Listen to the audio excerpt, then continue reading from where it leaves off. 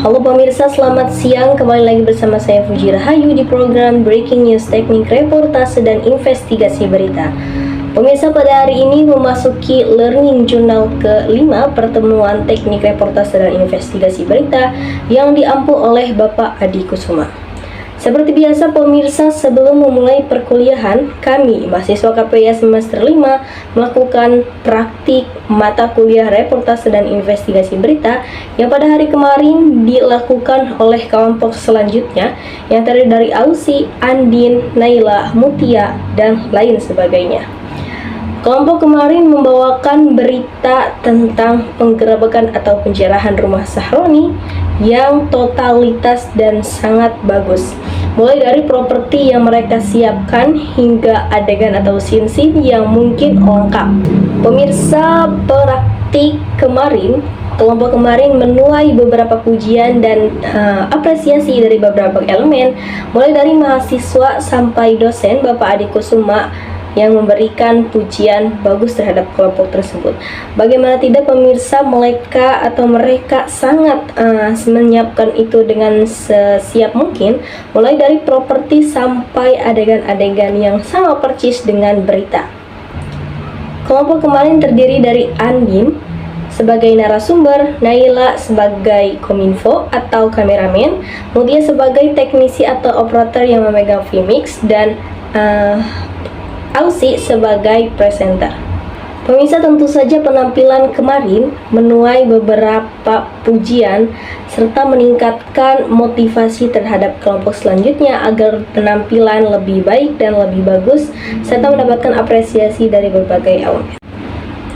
Pemirsa, masuk ke dalam tahap selanjutnya, yaitu tentang materi yang disampaikan oleh kelompok kemarin, yaitu tentang pers yang ada di dunia serta ada di Indonesia.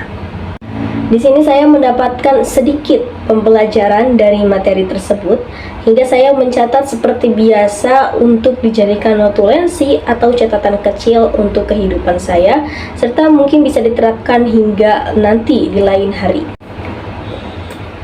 Pemirsa, selanjutnya di sini saya akan membacakan atau menjelaskan tentang sedikitnya materi kemarin. Saya akan mengulas terlebih dahulu. Perjalanan pers baik di dunia maupun Indonesia bukanlah hal yang singkat. Dari sekedar papan pengumuman hingga menjadi modern, pers telah melewati berproses panjang untuk menjadi wadah informasi yang bebas dan terbuka. Kita juga ingat di masa lalu pers sempat dijadikan alat propaganda pada masa kolonial, Orde Lama hingga Orde Baru.